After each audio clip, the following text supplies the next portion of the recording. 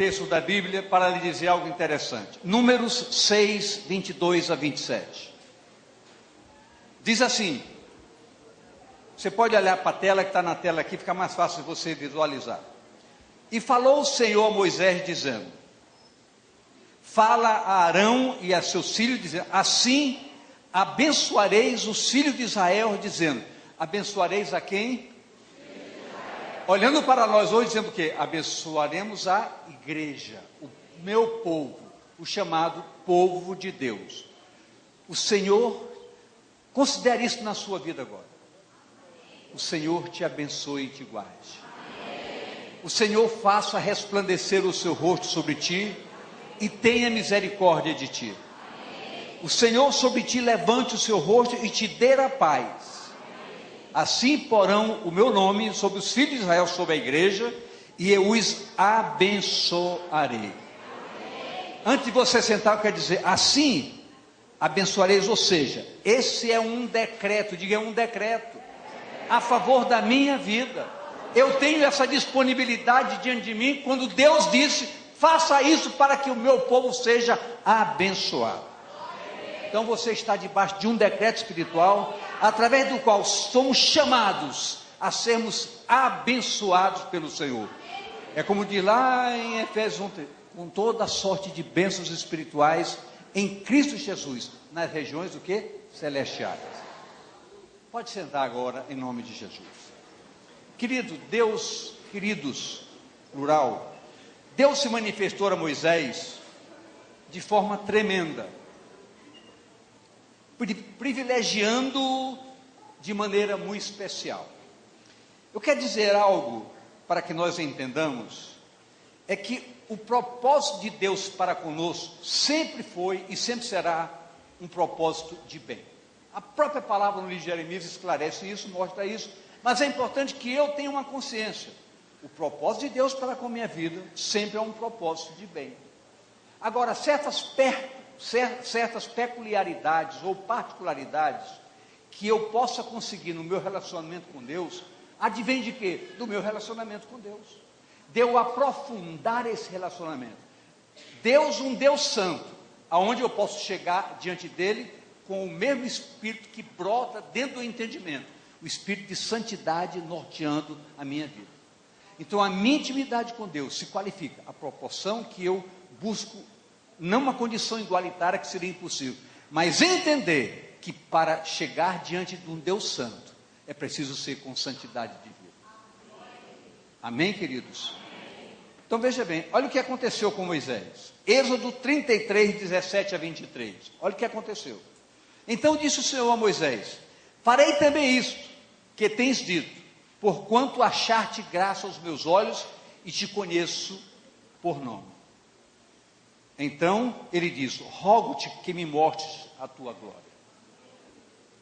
Porém ele disse, eu farei passar toda a minha bondade diante de ti, e apregoarei o nome do Senhor diante de ti, e terei misericórdia de quem eu tiver misericórdia, e me compadecerei de quem me compadecer. E disse mais, não poderás ver a minha face, porquanto homem nenhum verá a minha face, e viverá.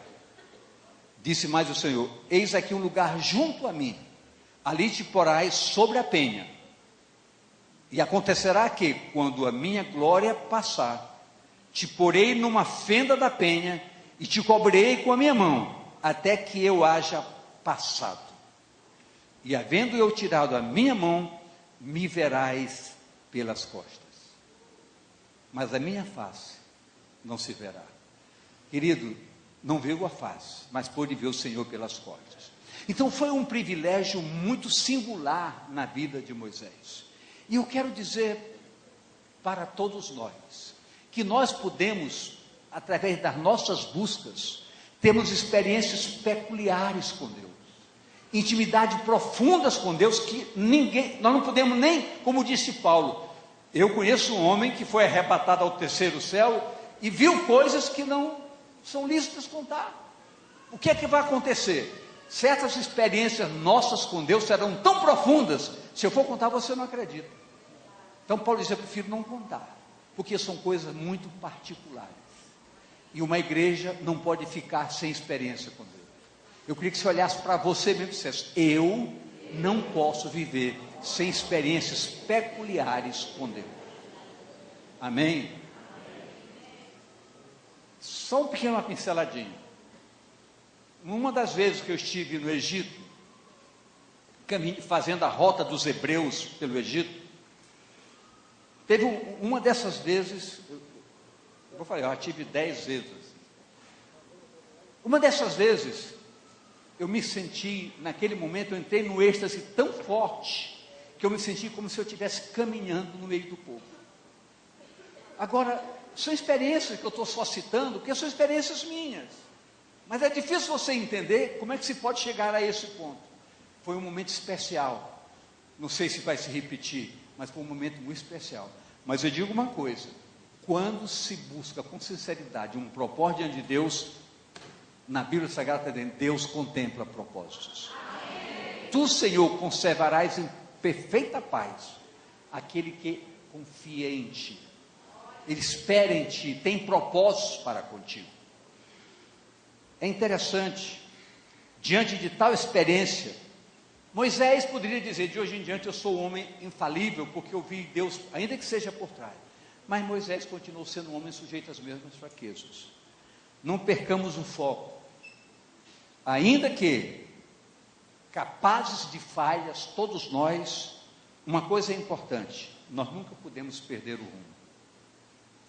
E o mundo lá fora nos convoca para desvios de rota.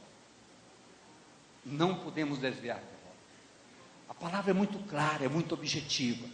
A palavra diz: enquanto o pecado se agiganta, quanto mais se agiganta o pecado, mais é demandada para a igreja uma vida de santidade. Então há um paralelismo, diga, há um paralelismo. Enquanto o mundo se agiganta no pecado, você tem que se agigantar como um homem de Deus, como uma mulher de Deus. Somos dependentes do Senhor, nosso Deus, e as suas misericórdias não nos abandonam. E Deus faz isso de maneira tão clara, tão objetiva, pastor Davi, que ele diz: toda manhã eu reabasteço a dosagem das minhas misericórdias na sua vida. Toda manhã. Então Deus sabe que eu preciso de cada manhã da força do Espírito. Deus sabe que eu preciso dele de cada manhã. Deus sabe das lutas de cada dia, do desafio de cada dia. Temos sempre saber onde estamos pisando. Isso é muito importante. Moisés então foi chamado a atitudes. Em Números capítulo 13, verso 1, disse o Senhor a Moisés: e falou o Senhor a Moisés dizendo, Deus mandou Moisés ali espiar a terra prometida. Então disse: Moisés, eu quero que você mande espiar a terra prometida. O que Moisés fez? Moisés nominou os enviados, escolheu os enviados, a rota já foi estabelecida e os escolhidos foram. Então eles foram e vieram os relatórios. Vieram o quê? Eu quero falar desses relatórios mostrando sobre a visão que nós temos em relação às coisas que nos cercam. Nós temos que saber olhar o que nos cerca. O pastor Marcelo abordou muito a ministração da terça passada, quando nós falamos aqui sobre a nossa habilidade em vencer gigantes. Mas preste bem atenção. Primeiro relatório, Números 13, 25 a 27. Depois, voltaram de espiar a terra, a fim de 40 dias.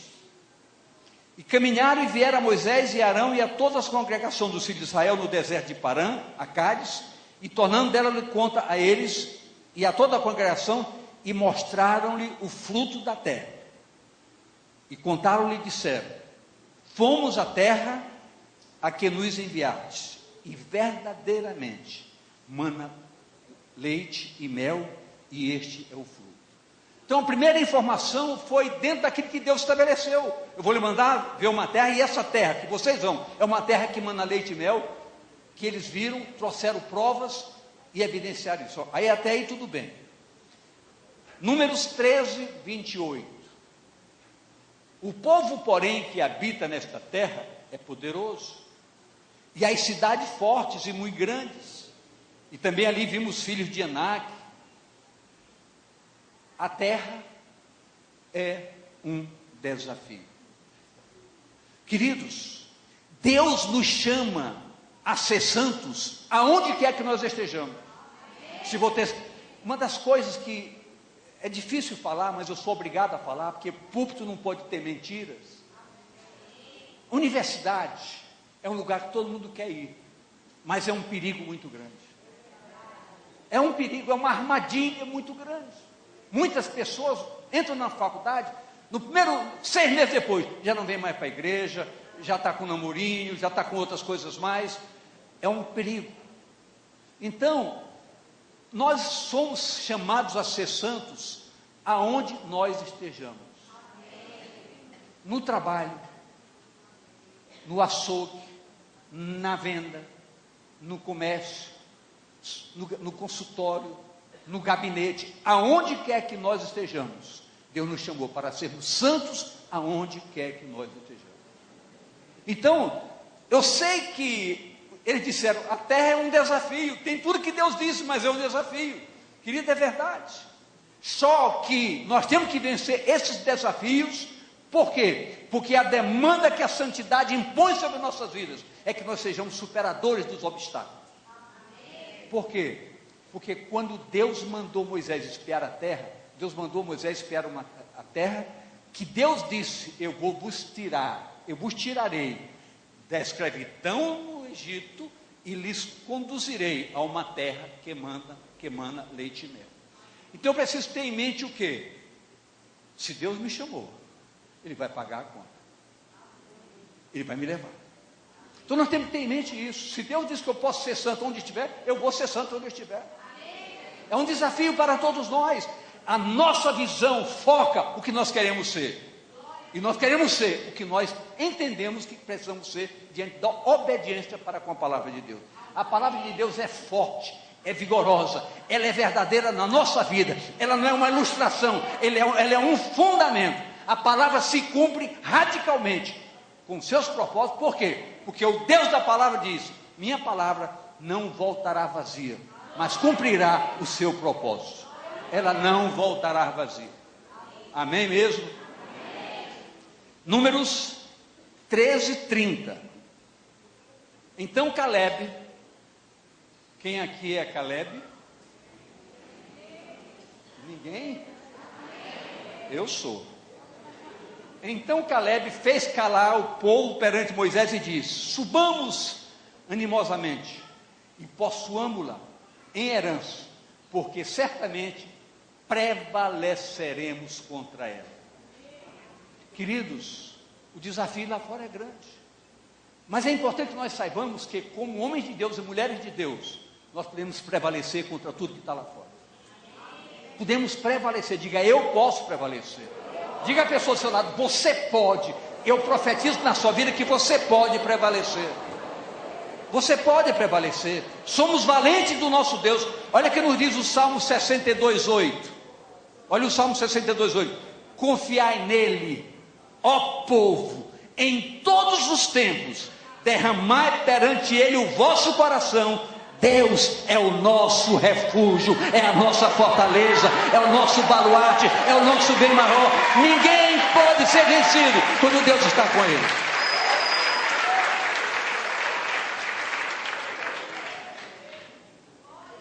As promessas não são para apenas ser ouvidas, elas precisam ter posse. Nós temos que tomar posse da terra.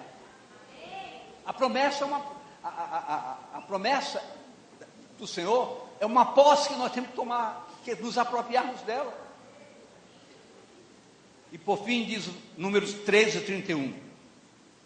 Esse eu queria que você prestasse bem atenção. Porém, os homens com que eles subiram disseram, não poderemos subir contra aquele povo, porque é mais forte do que nós. Queridos, guarde e grave isso. As justificativas que muitas vezes nos derrubam são várias, diante de circunstâncias. sempre procurando produzir defesas às razões. Isso favorece a debilidade espiritual. Nós não podemos nunca, como homens e mulheres de Deus, nos quedarmos diante de circunstâncias. Jamais. As circunstâncias me dão justificativas. Eu posso justificar minhas fragilidades. Mas eu não posso justificar minha fragilidade entendendo que eu não posso lutar com forças humanas. Nossas armas não são carnais. Elas são poderosas em Deus para destruir todo sofisma. Então não podemos fazer isso. Não podemos. Para um povo valente, com perfil vencedor, esses decretos anulam todas as forças contrárias. Primeiro, eu tudo posso naquele que me fortalece. Segundo, o meu poder se aperfeiçoa na tua fraqueza, disse o Senhor para Paulo. Terceiro, quando sou fraco, é que sou forte, porque a minha confiança está no Senhor. Em Cristo Jesus, somos mais que vencedores. Então, eu tenho decretos a meu favor. Eu posso usar esses decretos. Eu preciso usar esse decreto. O que me faz usar esse decreto é a vivência desses decretos. Eu não posso usar aquilo que eu não vi. Eu não posso usar aquilo que eu não vi. Mas se eu tenho uma experiência de dizer, eu posso, tudo posso daquele que me fortalece. Nada de forte lá fora pode ser superior a isso. Porque maior é o que está em nós do que o que está contra nós, diz a própria palavra. Então são decretos. São decretos de vida prática, de vida abundante. Quando não somos agentes da proposta vitoriosa, somos incentivadores a rebeliões. Muitos lares sofrem com rebeliões. Filhos se rebelaram contra o Senhor. Filhos deram as costas para o Senhor. Filhos preferiram os amigos, os colegas, as aventuras, os ensinamentos equivocados lá de fora. Isso é um tipo de rebelião. Por quê? Porque os olhos dessas pessoas viram-se como fracas diante dos desafios lá de fora. E o pior de tudo não é isso. O pior de tudo não é isso. E que quando as consequências vêm, acabam com a pessoa. Deixam a pessoa lá embaixo, anulam a dignidade, o caráter. E as pessoas sabem disso, mas preferem aventurar. Eu quero arriscar.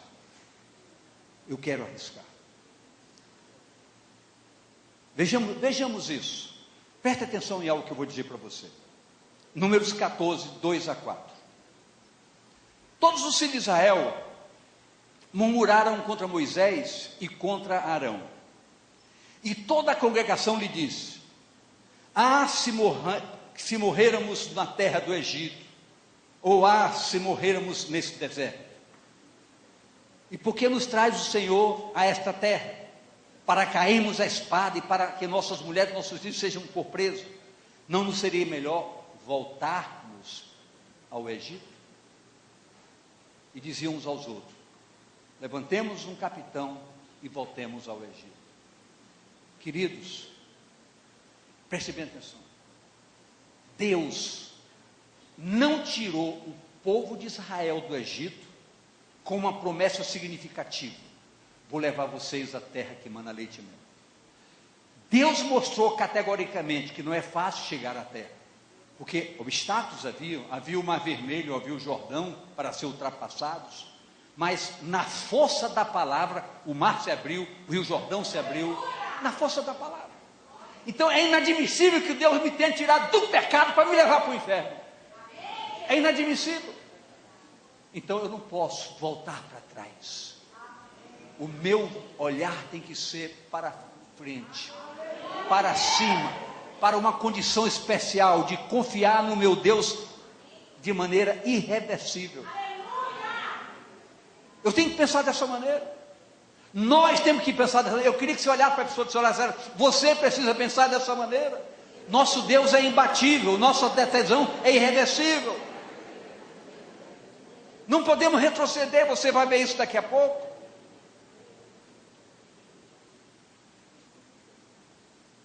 As afrontas fazem isso, os desafios fazem isso.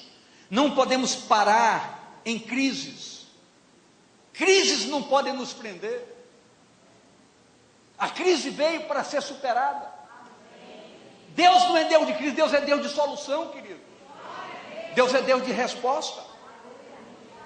A igreja tem promessas e um Deus soberano sobre todas as coisas. Diga, Deus é soberano. Seus decretos são imutáveis. Pensemos nisso. Coloquemos isso em prática. Então, Números 14, 6 a 9. E Josué, filho de Nun, e Caleb, os dois valentes das conquistas, um dos dois que compunham o número dos 12 espias, filho de Jefoné, dos que espiaram a terra, rasgaram as suas vestes e falaram a toda a congregação dos filhos de Israel, dizendo: a terra pelo meio da qual passamos a espiar é terra muito boa. Queridos, nós temos toda uma razão de dizer que nós moramos numa terra, como está acontecendo no Brasil todo, fora do Brasil todo, insegurança, intranquilidade, tudo mete medo, mas se nós confiarmos num Deus que nós temos, nós caminharemos seguros. Nós caminharemos seguros, porque a palavra nos garante isso. 10.000 cairão à tua direita, 1.000 à tua esquerda, tu não serás abalado. Se o Senhor se agradar de nós, aí é o grande segredo. Como é que Deus pode se agradar de cada um de nós? De acordo com a vida que nós estamos vivendo. Queridos, mais do que nunca é momento de decisão para a igreja. A igreja tem que tomar uma posição radical. Radical. Eu dou graças a Deus de estar vendo um tempo cheio aqui hoje à noite. Mas quem dera que todos os cultos fossem assim, as pessoas se interessassem em celebrar ao Senhor com alegria, em pagar o preço, abrir mão de algumas prerrogativas para poder pagar o preço, porque vale a pena. Vale a pena, querido. Mas isso demanda o quê? Propósito, determinação. E quanto mais nós estabelecemos propósitos, mais nós somos desafiados. Quanto mais eu estabeleço um propósito, aí que eu sou provocado. Sabe por quê? É Deus permitindo o quê? Eu vou te levar ao meu deserto para te trazer de vez para a minha presença. Nós somos provados. Então, quando nós estabelecemos, por exemplo, nós estabelecemos aqui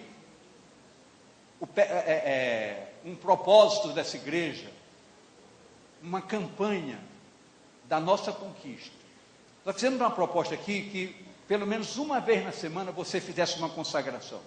Quem lembra disso? Várias mãos levantadas.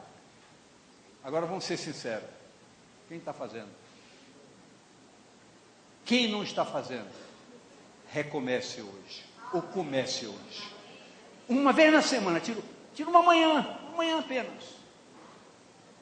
Ou uma vez por mês, um dia. Mas faça uma consagração. Não de fome, mas de propósito. Porque jejum não é passar fome, é ter propósito. Quando se tem propósito, não se sente fome, se sente glorificar o Senhor através da nossa consagração. Pode aplaudir mesmo para valer. Então está na hora de você dizer: a minha conquista. Tem gente aqui que está esperando alguma coisa, não sei quanto tempo. Eu quero dizer para você, não se assuste, pode chegar hoje ainda, dependendo do seu propósito. Deus quer lhe surpreender. Deus quer lhe surpreender com coisas grandiosas. E Deus quer isso por quê? Porque uma vez experimentando delícias de Deus, você vai se alegrar e poder passar para os outros. Você vai ser um estilo para os outros. E Deus fez comigo. Deus fez comigo. Então, Moisés, diante de tudo isso, foi um intercessor. Moisés intercedia pelo povo. Olha que nos diz Números 14, 19. Perdoa, pois, a iniquidade deste povo, segundo a grandeza da tua benignidade, e como também perdoaste a este povo desde a terra do Egito, e como também perdoaste a este povo desde a terra do Egito até aqui. Queridos, a nossa oração a Deus é que Deus não olhe para a sua fragilidade. Mas é que Deus lhe deu uma experiência tão profunda, eu estou falando com cada um de vocês, uma experiência tão profunda que você aprenda a sobrepujar desafios, a vencer obstáculos, a ser um homem, a ser uma mulher capaz de dizer, em Cristo Jesus, eu já sou mais do que vencedor, mais do que vencedor. Então aprenda isso, aprenda a ser conquistador,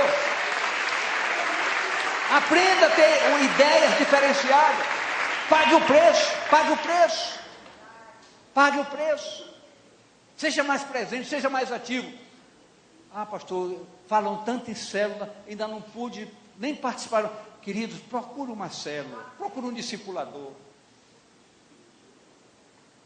Tudo vai mudar na sua vida. Muitas coisas maravilhosas vão acontecer na sua vida. Igreja, Deus é sempre pronto para honrar quem Ele chama. Quando Deus lhe chama para alguma coisa, não se preocupe, Ele paga a conta. Ele paga a conta radicalmente. Êxodo 15, 22 a 27, preste atenção. Depois fez Moisés partir os israelitas do Mar Vermelho, e saíram ao deserto de Sul, e andaram 3 dias no deserto, e não acharam água. E não acharam água. Então chegaram a Mara, mas não puderam beber as águas de Mara, porque eram amargas, por isso chamou-se o seu nome Mara. E o povo murmurou contra Moisés, dizendo, que havemos de beber? Vê como o povo é sagaz. E ele chamou ao Senhor, e o Senhor mostrou-lhe um leito, que lançou nas águas, e as águas se tornaram doces. Ali lhes deu estatuto e uma ordenança, e ali os provou. Então vieram a Elim, e havia ali 12 fontes de água, e 70 palmeiras, e ali se acamparam junto das águas. Preste bem atenção. O povo foi exatamente para o lugar em que as águas eram amargas. E o povo começou a murmurar. O que Moisés fez? Moisés, quando saiu do Egito com o povo, chegou diante do Mar Vermelho, Moisés parou, e o povo, ávido para saber o que ia acontecer, porque o exército de Faraó já vinha por trás, e Moisés chegou ao Senhor e disse, aí Senhor, o Senhor disse, Moisés, por que clamas a mim? Quem pode completar o texto?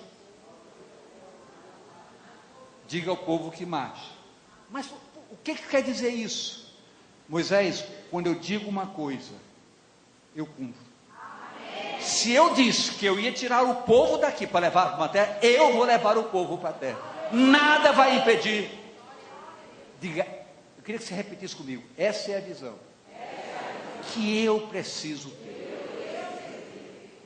Se Deus me salvou, o céu me aguarda.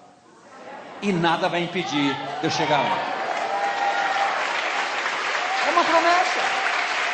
É um fundamento. É uma base de sustentação da fé. Então, se Deus prometeu, Deus vai cumprir.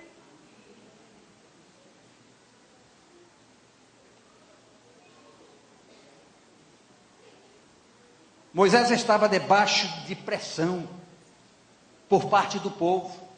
Não é diferente em nossos dias, queridos. Não é diferente. A pressão que a gente vive é terrível. Terrível. É todo dia é gabinete, por quê? As mesmas coisas. Incredulidade, insegurança. Problemas. Não é diferente em nossos dias. Mas é importante e fundamental entender que Deus é o mesmo de ontem, de hoje e será eternamente. O qual, quando buscado, se deixa achar. Eu aprendi uma coisa muito interessante. Muitas vezes a gente se sentia embaraçado em querer responder uma interrogação ou uma demanda de alguém que está enfrentando um problema. Queridos, é difícil você planejar a resposta. É complicado, porque você pode até machucar, ou até sofrer danos. Aprendi uma coisa muito interessante, Senhor, chega na mesa, Senhor, qualquer demanda, eu não sei como responder, mas eu quero te pedir uma coisa, que o Espírito Santo coloque na minha boca, as palavras que eu preciso falar. Queridos, isso tem dado muito certo. E dá muito certo, sabe por quê? Porque a gente aprende a confiar no Senhor. Aprender a confiar, aprender a caminhar nos moldes do Evangelho. Essas afrontas lá de fora machucam e tem como propósito provocar desânimo. Quem aqui já se sentiu uma vez desanimado? Todo mundo. E se eu disser que desânimo tem alguma coisa a ver com pecado? Às vezes tem, viu? Às vezes tem. Às vezes não, é decepção. Mas eu pergunto, quem aqui já se decepcionou com Deus alguma vez? Ninguém. Então, em vez de você olhar para a decepção, olhe para o Senhor. E essa pessoa que lhe decepcionou, ore por ela. Seja um agente de oração em favor da vida dela. Você vai ver como as coisas vão mudar. A sua história vai mudar, seu ânimo vai mudar, porque você passará a ser um intercessor, um condutor de pessoas à rota da verdade. Amém mesmo? Amém. A visão que recebemos é que Deus honrando a Moisés, abasteceu o povo, transformou a água amarga em água doce e levou a um lugar de água de descanso. Atentemos para os fundamentos especiais. O momento que vivemos já penetra nas características de um tempo chamado tempo do fim. Tempo de quê? Preste bem atenção a 2 Pedro 3, 3 e 4. Preste bem atenção. Sabendo primeiro isto, que nos últimos dias virão escarnecedores, andando segundo as suas próprias concupiscências, cada qual pensando em si, egoístas, presunçosos, soberbos, e dizendo: onde está a promessa da sua vinda? Porque desde que os pais dormiram, todas as coisas permanecem como desde o princípio da criação. Então, é preciso que nós entendamos que o mundo lá fora revela a essência do fim. E nós temos que entender que Deus conta com a sua igreja para tentar que muitas pessoas não vejam esse fim como desespero, mas como uma oportunidade de retroceder, de voltar à sensatez. E Deus quer usar você para isso. E pode usar você para isso. Os sinais do tempo têm seus focos. Ou a conscientização da fé, que me leva a usar essa fé como instrumento de vitória, ou a justificação do erro. Porque Deus sabe que eu sou fraco. Deus sabe que você é fraco, mas não quer que você seja um fraco. Quer que você seja um forte, um valente, um vencedor, um Caleb, um Josué. Quer que a sua história seja contada de maneira diferente. Por fragilidade de muitos, dentro do corpo chamado igreja, corpo, que não querem um aprofundamento na verdade da palavra. Queridos, poucos querem um aprofundamento da verdade. Poucos penetram na palavra como essência de vida.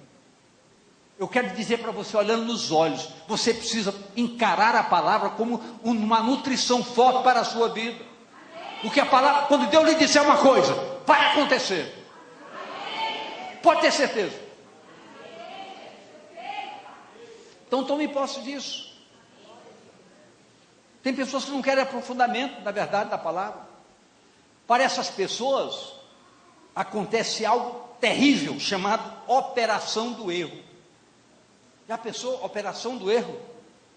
O erro encontra espaço em vidas debilitadas pela fragilidade da falta de fé, de ânimo, de confiança no Senhor. Olha o que nos diz 2 Tessalonicenses 2, 11 e 12. Preste atenção. E por isso, Deus lhes enviará a operação do erro, para que creiam na mentira. Creiam a mentira. Para que sejam julgados todos que não creram a verdade, antes tiveram prazer na iniquidade. Então olhe para você agora, não adianta olhar para o lado, olhe para você. Como você tem encarado as coisas de Deus? Queridos, temos que ter mais seriedade, mais compromisso. Mais compromisso. Esse culto de terça, ele não pode ser perdido, e as pessoas muitas vezes relaxam. É uma oportunidade de caminhar os caminhos da Bíblia. Faça um propósito, vou lutar para não perder, para ser ativo, dedicado, zeloso. Amém mesmo? Amém. Firmar passos nos propósitos do Evangelho é o diferencial para o que somos chamados a encarar. Isso agrega consciência e dificuldades, claro. Contudo, com certeza, o Senhor da verdade sempre estará conosco, pois Ele é a própria verdade. Chegando ao final dessa ministração desta noite, a jornada à terra da promessa é um desafio para todos nós. Todos nós enfrentamos um desafio. Somos chamados à terra da promessa. Contudo, precisamos estar convictos que o soberano Deus não permitirá que retrocedamos. Não permitirá. Diga, Senhor, nunca permita que eu retroceda. Faça essa oração com sinceridade. Senhor, eu estou te pedindo em nome de Jesus, que eu nunca retroceda nos propósitos de alcançar a terra da promessa. E a Bíblia lhe respalda.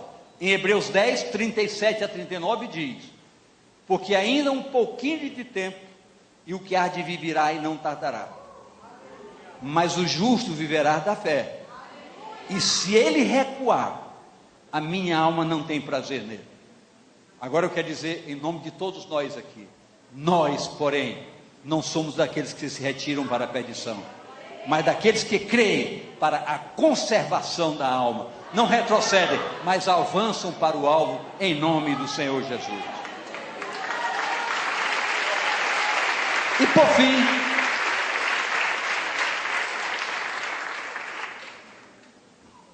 por fim, em nome de Jesus, que você fique de pé agora, quero dizer a você, Igreja Batista Missionária da Amazônia, você que está conosco nesta noite, que é muito bem-vindo, caminhemos com ousadia e com coragem.